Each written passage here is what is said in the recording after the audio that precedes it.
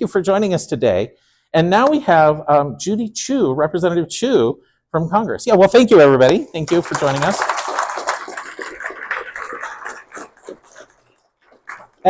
And now I want to invite up our Representative Judy CHU to come up and greet us. Now, nice to meet you. I've never met you in person. Thank you so much. Now, a few words. Representative CHU, you've been a champion for space and science and climate change, and I just want to personally thank you for all of that and all the hard work you do. And she's going to tell us about citizen science and maybe what we can do now to engage and try and change things. If you're not happy with the direction things are going, now's our chance perhaps. So thank you so much for joining us today. I'm honored to have you here.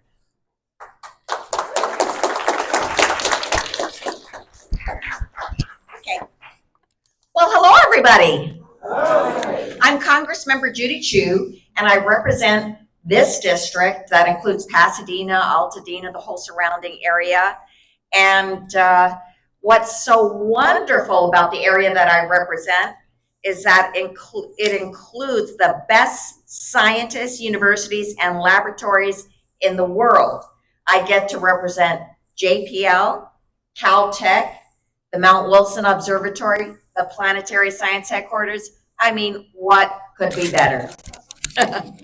Well, the work being done in our region brings us the latest technologies, takes us to the far reaches of the universe, and so much more. Just look at what they've done at JPL. They are responsible for some of humanity's most incredible achievements, from placing the first American satellite in orbit to sending the first spacecraft to visit another planet, of course, and being able to land the multiple rovers in Mars. And one of my greatest thrills was to be able to witness the landing of the Perseverance rover right on Mars.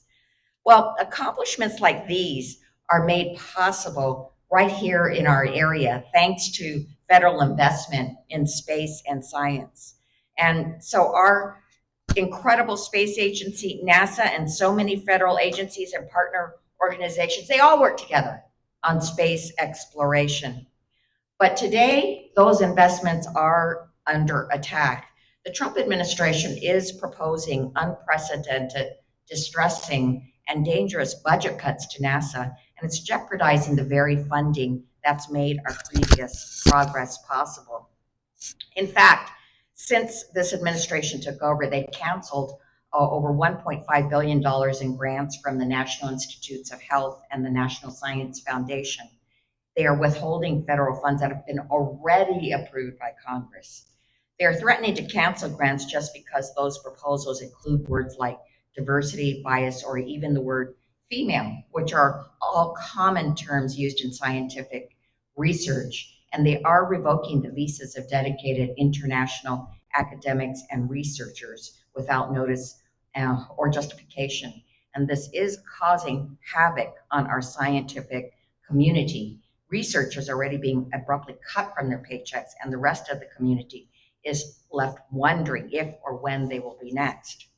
Now, what about NASA? Well, President Trump's fiscal year 2026 budget request proposes to cut overall NASA funding by almost a quarter, and then to cut NASA's Science Mission Directorate funding by half, and even to cancel flagship missions, many of which are well underway, such as the Mars Sample Return Project led by JPL. And I would consider that to be a huge tragedy. Of course, I've been a proponent of this Mars Sample Return Project since forever. And I've witnessed that Perseverance rover gathering these little samples. They're in little tubes, that they've left in certain places in Mars. And I think they are maybe a little more than halfway through on the samples. But then in a few years, they're supposed to get those samples and return them back to Earth. Or they're actually proposing to cut this totally, this Mars Sample Project, totally. Meaning that all the efforts used in getting that Perseverance rover up there and collecting all those samples, guess what? It would be just left right there on Mars forever. I think that would be such a huge waste and that we cannot let that happen. And in fact, if these cuts are enacted, the impact would be disastrous for our region and the entire nation. For one thing, countless jobs would be lost and important projects and missions would be abruptly canceled. And that's not to mention the loss of the future discoveries and advancements that we would miss out on. And so, yeah, this past year, we had 800 JPLers laid off because of these cuts in the Mars Sample Project. We have fought to restore some, that the funding, we wanted all of it restored. It was originally a $943 million budget. It was cut down to $300 million. That's what resulted in the laying off of 800 JPLers. And anyway, we're getting it back to 643, and we're just hoping that that will hold. That will at least let the Mars Sample Project continue. So here's what we need to do to fight back. We have to legislate, we have to litigate, and we have to activate. First, on legislation, there is something called an appropriations process, and that's what we're in the middle of right now. There are appropriations committees in Congress that look at the fine details about how much money goes where. And this is something where input is taken from all the members of Congress. And I have to tell you that I'm so proud to be the co-chair of the Bipartisan Planetary Science Caucus, along with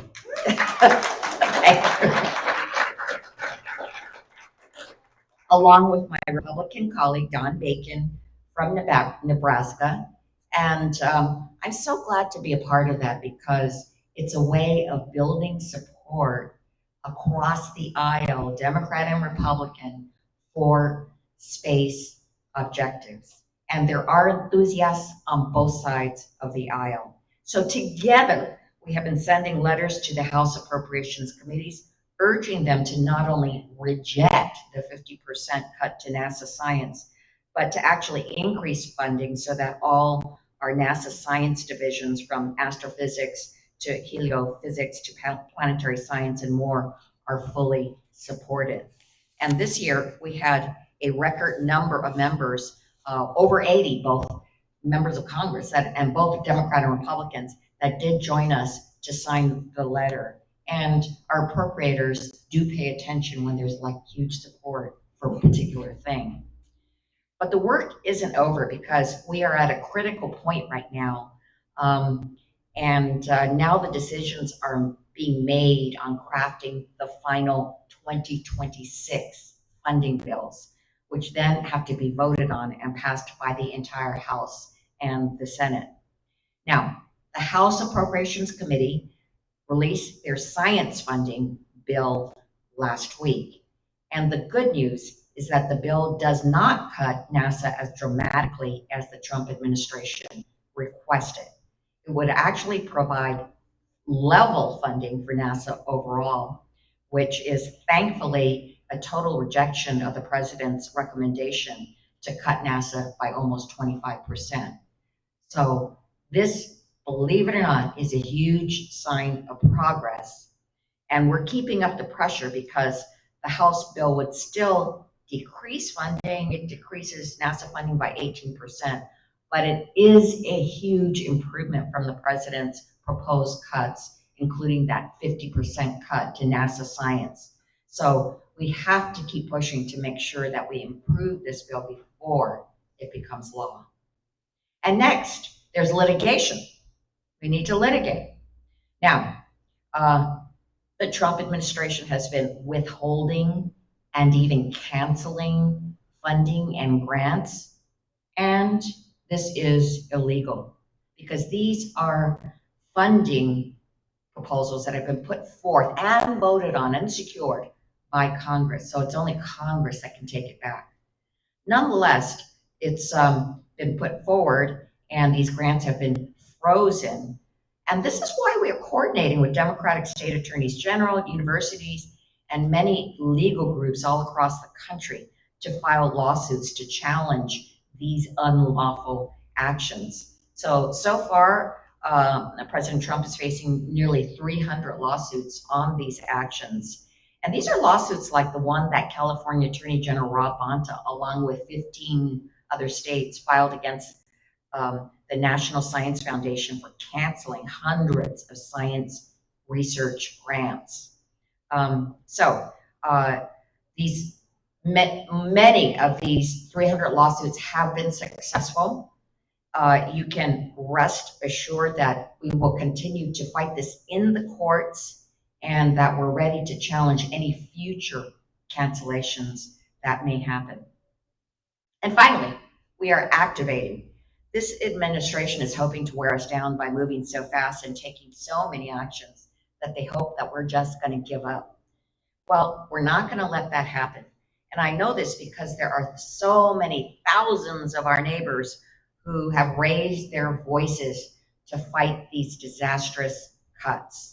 So our greatest power are people like you, raising your voices, telling your stories about how such cuts would affect you, how they would affect our future generation.